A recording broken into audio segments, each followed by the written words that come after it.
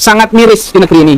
Bagaimana seorang pejabat publik Wahyu Sakti Trenggono, Sakti Wahyu Trenggono. ya, sorry. Ya, Sakti Wahyu Trenggono, ini adalah menteri loh, sekelas menteri. Menteri itu adalah pembantu Presiden Prabowo Subianto. Bisa ngeprank, mengelabui, bohongin lah ya. ngeprank ini. Iya, ngeprank. Saya sebut ngeprank. Kenapa ngeprank? Ya, ini yang diprank bukan hanya rakyat biasa, tapi anggota DPR diprank.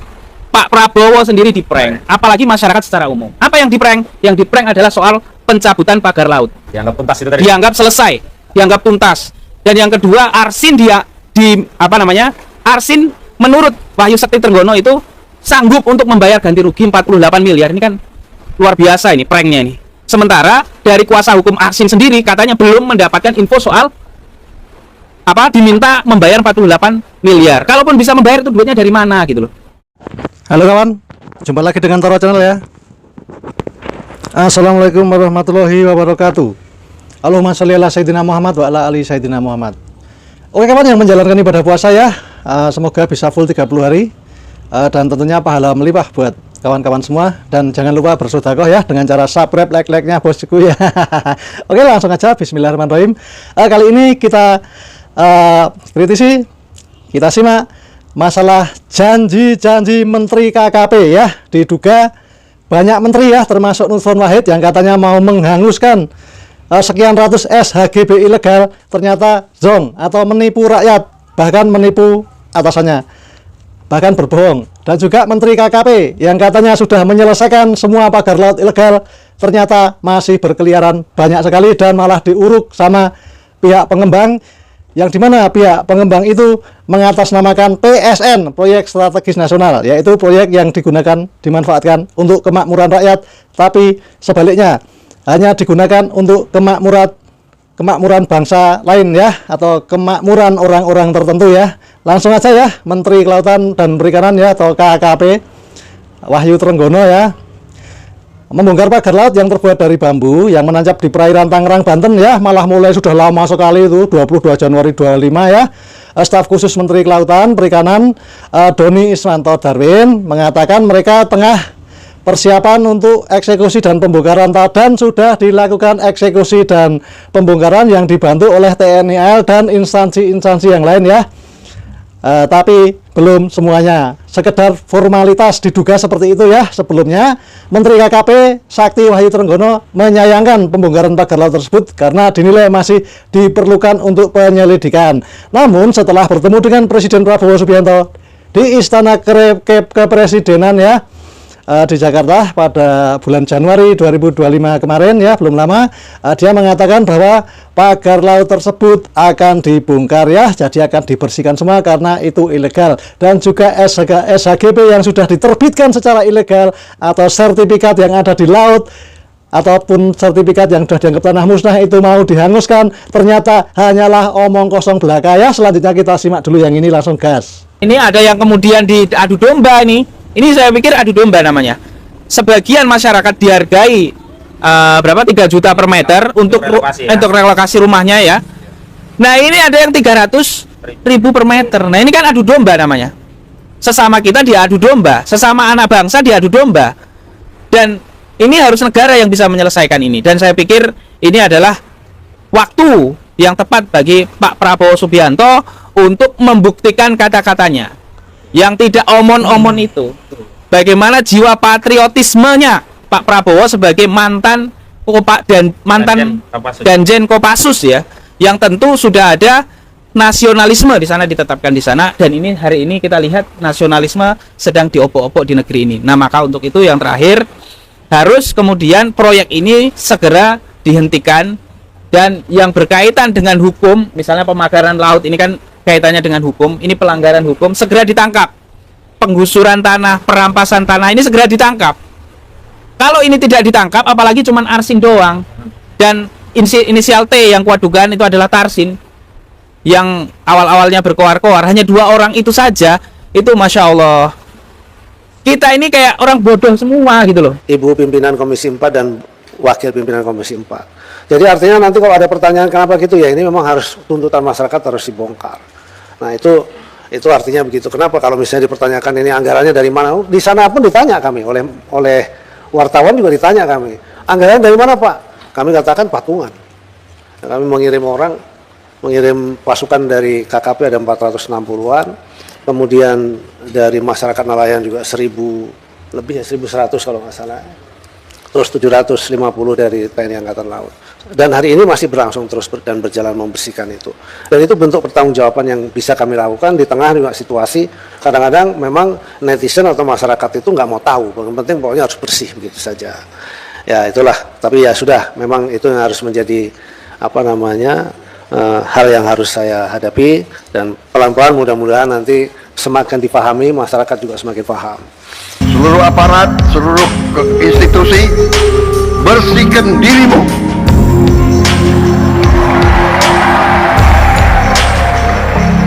Sebelum kau dibersihkan. Dan di sini dikatakan ya oleh pemuda Banten ya, bahwasanya Menteri KKP atau Menteri Kelautan telah berbohong atau ngeprank ya. Yang diprank bukan cuma masyarakat seluruh Indonesia, tapi juga mengeprank DPR RI dan juga mengeprank Presiden Prabowo. Selanjutnya kita gas. Ya, sangat miris di negeri ini. Bagaimana seorang pejabat publik, Wahyu Sakti Trenggono, Sakti Wahyu Trenggono. Iya, sorry. Ya, Sakti Wahyu Trenggono, ini adalah menteri loh, sekelas menteri. Menteri itu adalah pembantu Presiden Prabowo Subianto. Bisa ngeprank. Mengelabui, bohongin lah ya. Ngeprank ini. Iya, ngeprank. Saya sebut ngeprank. Kenapa ngeprank? Ya, ini yang diprank bukan hanya rakyat biasa, tapi anggota DPR diprank. Pak Prabowo sendiri diprank. Apalagi masyarakat secara umum. Apa yang diprank? Yang diprank adalah soal pencabutan pagar laut. Dianggap tuntas itu tadi. Dianggap selesai, dianggap tuntas. Dan yang kedua, Arsin Arsin menurut Wahyu Sakti Trenggono itu sanggup untuk membayar ganti rugi 48 miliar. Ini kan luar biasa ini pranknya ini. Sementara dari kuasa hukum Arsin sendiri katanya belum mendapatkan info soal diminta membayar 48 miliar. Kalaupun bisa membayar, itu duitnya dari mana gitu loh. Yang tidak mau ikut dengan aliran besar ini, dengan tuntutan rakyat, pemerintah yang bersih, siapa yang tidak patuh, saya akan tidak. Dan inilah, mari kita simak kegalauan, kegelisahan, kegrogian ungkapan daripada Menteri KKP, yaitu Sakti Wahyu Trenggono. Dia mengutarakan dalam dengar pendapat di Komisi 4 DPR RI, dia berbicara gagap dan hampir bingung ya, kebingungan ya, untuk merekayasa kata-kata dia kebingungan ya, karena diduga Menteri KKP ini tidak berpihak pada rakyat, tidak patuh perintah atasan, dan berpihak pada orang luar ya, orang eksternal. Inilah ungkapan daripada Menteri KKP yang gagap, gugup, dan bingung. Oke, kita simak. Keputusannya itu kalau begitu ditemukan siapa yang memasang dan kemudian ketahuan, selain denda juga dia harus membongkar. Begitu, yang bersangkutan harus membongkar, bukan kita yang membongkar gitu lah. Itu salah satu. Itu kan gimana ya, netizen kan seperti tadi yang Bapak sampaikan di ujung sana mengatakan, loh kok dibongkar, dilarang, kok nggak boleh. Padahal kan harus juga kita edukasi secara hukum. Kan negara ini kan bukan yang asal-asalan, ada hukumnya juga begitu loh. Jadi siapa yang melakukan itu tanpa bertanggung jawab, kemudian kita harus meminta bertanggung jawab. Kalau sudah tidak ada buktinya kan sulit. Bukti itu bisa melalui foto, bisa melalui video, ya bisa juga gitu. Tapi sekali lagi itu ada anggaran juga untuk melakukan itu semua.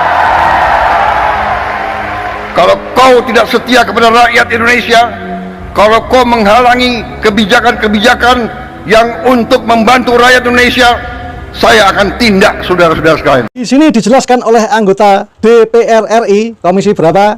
Kawan-kawan pasti tahu ya. Ibu-ibu anggota Dewan ini berkata bahwasanya institusi besar yaitu Kementerian KKP atau Menteri Kelautan dan Perikanan seolah-olah tidak ada fungsinya karena hanya berbohong. Selanjutnya kita simak. Menyampaikan bahwa kasus pagar laut di Tangerang ini pada saat Pak Menteri Wahyu Sakti Trenggono menjadi Menteri 5 tahun kemarin ya Pak ya. Dan baru terungkap setelah viral, rame di media sosial, seakan-akan satu institusi yang besar yang bernama KKP yang mengurus laut itu tidak berfungsi, mohon maaf. Ada Dirjen Ruang Laut PRL, ada Dirjen PDSKP, di mana selama ini Pak? Tadi Bapak menyampaikan ketika Pak Ketua sampaikan, sudah menemukan belum siapa dalang di balik pembangunan pagar laut? Bapak menyampaikan belum. Benar ya Pak? Belum. Aneh Pak. Jujur terus terang, memang menemukan orang jujur di negara ini susah. Dan kalau hari ini pun KKP menyampaikan belum menemukan siapa dalangnya, terus terang sebagai wakil rakyat kami juga heran juga Pak. Bukankah KKP punya semua sarana yang ada? Jawab kepada kami secara jujur Pak, apa masalahnya? Gitu. Apakah kurang anggaran untuk pengawasan? Ataukah memang KKP memang kurang anggaran sebagaimana yang kita keluhkan selama ini? Bukankah KKP punya satelit-satelit?